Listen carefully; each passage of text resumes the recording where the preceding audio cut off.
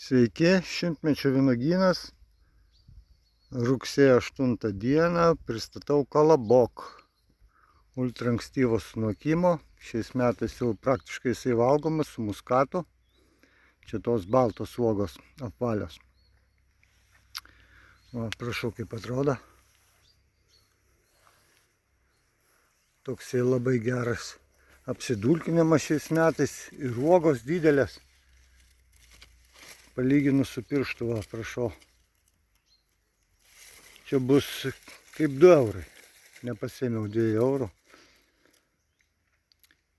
Bet labai didelės uogos įspūdingos.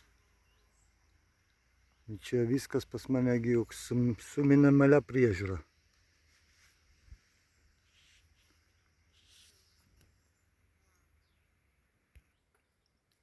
Čia iš kitos pusės šešėlyje. O, taip atrodo. Man tai labai patiko, paliko labai gerą įspūdį. Svarbu, kad sunoksta. Ir dar tokiais metais kaip šie, tai super vynuogė. Kolobokas. Čia taldūnas šalia auga. Jis, aišku, dar nebus sunokęs, bet labai gražios uogos. Pasižiūrėkit kokios. Ir spalva, ir forma. Ir dar čia va parodysiu Prima Ukrainai.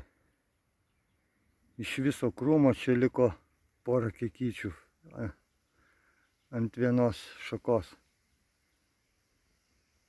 O šitiek buvo žiedynų, taip gražiai žydėjo. Ir nieko nebeliko. Tai va taip. Užbaigsim šitą video su Prima Ukrainai.